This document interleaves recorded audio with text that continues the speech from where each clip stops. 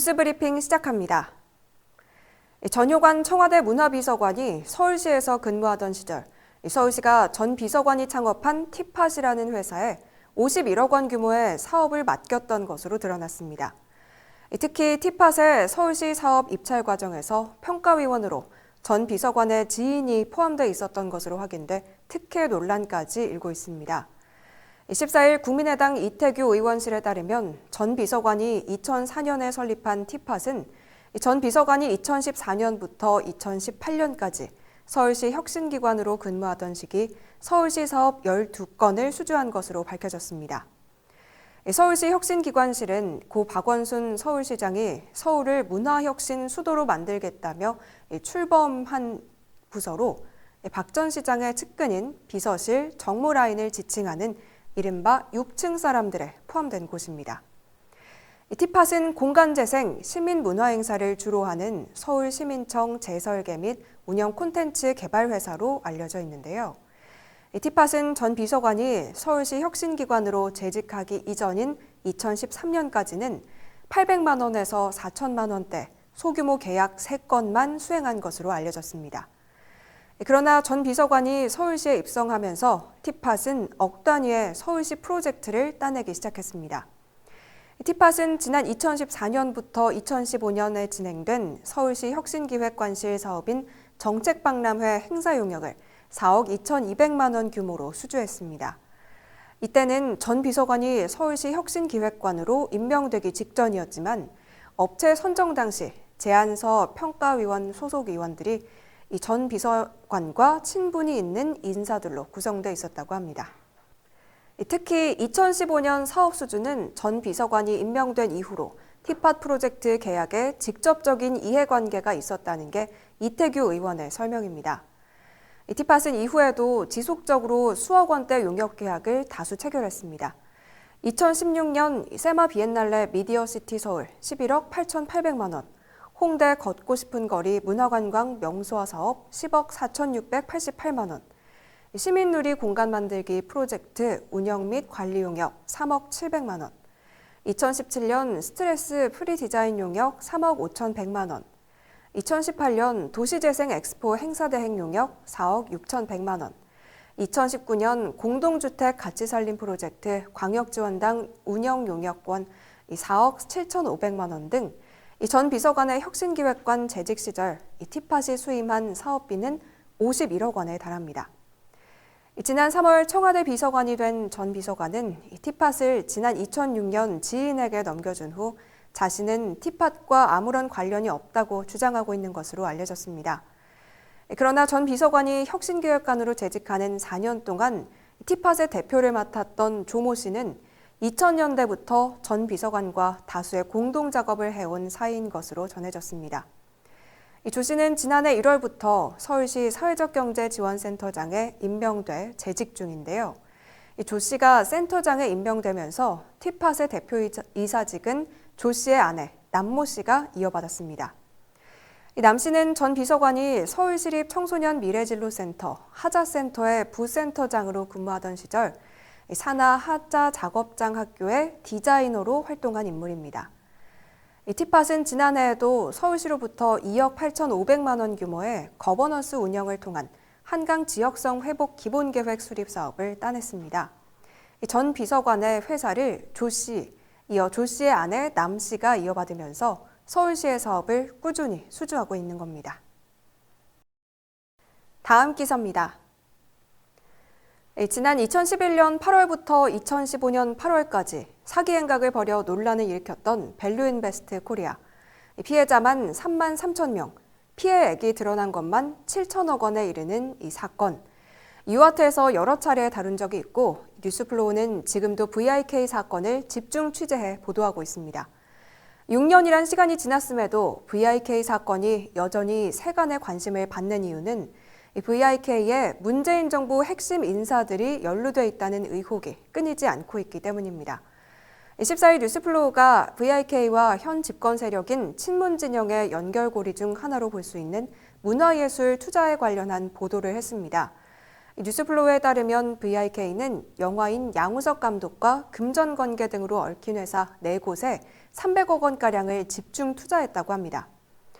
양 감독은 노무현 대통령을 모티브로 한 영화 변호인을 통해 일약 스타덤에 오른 영화인이죠. 이 때문에 양 감독은 친노 성향으로 분류되곤 합니다. 양 감독은 지난 2014년 4월 2일 VIK의 명사특강에 참석하면서 VIK와 인연을 맺었습니다. VIK가 진행했던 명사특강은 친노 정치인들이 줄줄이 참석했던 행사입니다. 이 명사특강에 강연자로 나섰던 인물들의 면면을 살펴보면 유시민 노무현재단 이사장, 그리고 도종환 더불어민주당 비상대책위원장, 김수현 전 청와대 정책실장, 변양균 전 청와대 정책실장, 이재정 경기도 교육감, 또 김용익 국민건강보험공단 이사장, 김현종 청와대 국가안보실 2차장, 김창호 전 국정홍보처장. 이름만 들어도 문재인 정부의 핵심으로 볼 수 있는 인사들이란 점을 알 수 있습니다. 이 가운데 김창호 전 처장은 VIK로부터 6억 2,900만 원을 수수한 사실이 탄로나 징역 1년 6월을 복역하기도 했죠. 이런 행사에서 양 감독도 참석해 강연을 했던 겁니다. 뉴스플로우에 따르면 양 감독은 특강 내용이 마음에 들었는지 그 뒤로 이런저런 사람들을 소개해달라고 했다고 합니다. 실제로 양 감독이 명사특강에 다녀간 후 VIK는 양 감독이 관련된 회사 4곳에 투자를 감행합니다. 먼저 VIK는 2014년 11월경 영화, CG 등을 제작하는 업체인 로커스에 투자하겠다며 투자자 1,968명으로부터 124억 9천만 원을 끌어모았습니다. 로커스는 양 감독이 2014년 12월까지 본부장급 간부로 재직했던 회사입니다. VIK는 로커스에 100억 원을 투자했는데요. 투자금을 모집하기 전 법인 계좌에 보유하고 있던 현금으로 2014년 8월 28일과 2014년 10월 30일 두 차례에 걸쳐 각각 10억 원과 90억 원을 투자했습니다. 이는 전형적인 투자금 전용 사례에 해당합니다. VIK는 2015년 2월 9일 로커스가 제작에 관여한 한국형 애니메이션 빨간 모자와 일곱 난쟁이에 투자한다며 1,235명으로부터 100억 원의 투자금을 모았습니다. 그런데 모집한 100억 원 가운데 50억 원만 유한회사 로커스 극장의 계좌에 입금한 것으로 확인됐습니다. VIK가 통상 15에서 20% 수수료를 모집책들에게 지급했다는 점을 감안해도 수십억 원이 사라진 셈이죠. 2015년 4월 30일에는 한겨레 신문과 함께 웹툰 회사 롤링스토리를 세운다며 427명으로부터 22억 5천만 원을 끌어모았습니다. 이 가운데 18억 원이 롤링스토리 계좌에 입금됐죠. 롤링스토리 역시 양 감독과 관련이 있는데요. 양 감독은 롤링스토리 설립 당시 초기 출자금 1,000만 원을 투자했던 것으로 확인됐고 이 회사의 사내이사로 이름을 올리기도 했습니다.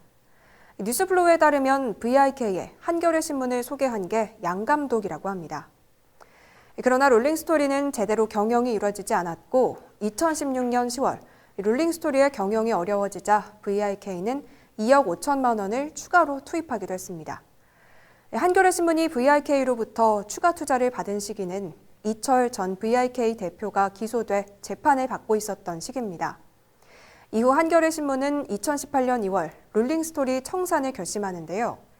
이때 VIK가 투자 손실을 확정해 피해자들이 반발하는 것을 막기 위해 경영권을 넘겨달라고 합니다. 그리고 한겨레 신문은 VIK의 경영권을 넘겨줬습니다. 한겨레 신문이 사기 행각을 벌인 VIK가 피해자들을 기만하는 데 일조한 셈이죠. VIK는 2015년 6월 11일 웹툰 회사 Y랩에 투자하겠다며 772명으로부터 37억 5천만 원을 끌어모았습니다. 이후 2015년 7월 30일 VIK는 Y랩에 26억 원을 입금했습니다. 이 투자로 VIK는 Y랩 지분 20%를 확보했고요. Y랩이 네이버 웹툰 등을 통해 유명 업체로 성장한 지금도 13.81%의 지분을 보유한 2대 주주입니다. Y랩에서도 양 감독의 흔적을 찾아볼 수가 있는데요. 양 감독은 2013년 3월 31일까지 Y랩의 감사였습니다. 또한 양 감독의 뒤를 이어 감사로 들어온 인물은 VIK로부터 100억 원을 투자받았던 로커스의 홍성우 대표였습니다. VIK는 2015년 9월에는 영화 웹툰 업체인 헤드플레이에 투자하겠다며 62억 4천만 원을 모았습니다. VIK는 2015년 헤드플레이에 55억 원을 지분 투자하고 30억 원을 전환사채 형태로 투자했습니다. 이 투자로 헤드플레이 지분 33.18%를 보유한 최대 주주가 됐습니다.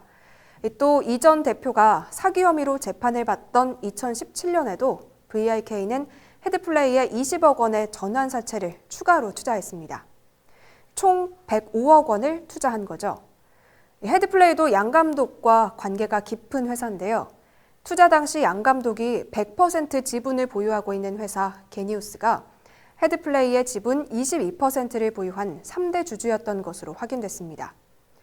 VIK와 게니우스의 지분을 합치면 헤드플레이 지분율 50%를 상회하기 때문에 사실상 헤드플레이의 경영권을 행사할 수 있었던 상황인 겁니다. 헤드플레이는 노무현 대통령의 과거 대선 경선 과정을 다룬 다큐멘터리 영화 노무현입니다의 엔딩 크레딧에서 공동 제공사 가운데 두 번째로 이름을 올렸고, 양 감독의 웹툰 스틸레인을 리메이크한 영화 강철비의 첫 번째 공동 제공사로 이름을 올렸습니다. 강철비의 경우 양 감독이 직접 메가폰을 잡기도 했는데요. 이 영화 엔딩 크레딧 공동 투자자 부분에 네 번째로 등장하는 이름이 바로 이철 전 VIK 대표입니다. 일반적으로 영화 엔딩 크레딧은 투자금의 규모, 기여도에 따라서 순서가 정해집니다. VIK가 노무현입니다, 강철비 등 영화에 직간접적으로 참여했던 것을 엿볼 수 있는 대목이죠. 양 감독은 단순한 인간관계에서 소개를 해준 것뿐이라는 입장인데요. 양 감독은 뉴스플로우에 로커스에서 근무할 당시 VIK 투자 논의가 있었고, 이 대표가 투자 얘기가 오가는데 특강을 한번 해줬으면 좋겠다고 해서 특강을 했던 것이라고 밝혔습니다. 이후 VIK에서 사람을 소개해달라는 요청이 있었고, 한겨레 신문 헤드플레이 대표를 소개해줬다고 하네요. 다만 Y랩에 대해서는 오래전에 로커스 홍성우 대표님 부탁으로 보유하고 있던 Y랩 주식을 지인에게 양도했다며, 양도한 후의 일은 잘 모르겠다고 선을 그었습니다. 하지만 앞서 말씀드린 대로 VIK가 투자한 회사 중 양 감독이 관련이 있는 것만 4개, 회사에 5차례, 총 투자액은 301억 5천만 원에 달합니다. 이쯤 되면 양 감독이 VIK에 이 같은 투자에 개입한 게 아니냐는 의혹을 받을 수밖에 없는 상황인 거죠. 한 VIK 사건 피해자는 이 정도면 양 감독도 공범으로 의심해봐야 하는 것 아니냐며 수사기관이 양 감독과 VIK 관계에 대해 낱낱이 파헤쳐야 한다고 주장했습니다. 수천억 원대 서민 다중피해 범죄, 수사기관이 사실관계를 명백하게 밝힐 필요성이 있어 보입니다. 뉴스브리핑 여기서 마칩니다. 고맙습니다.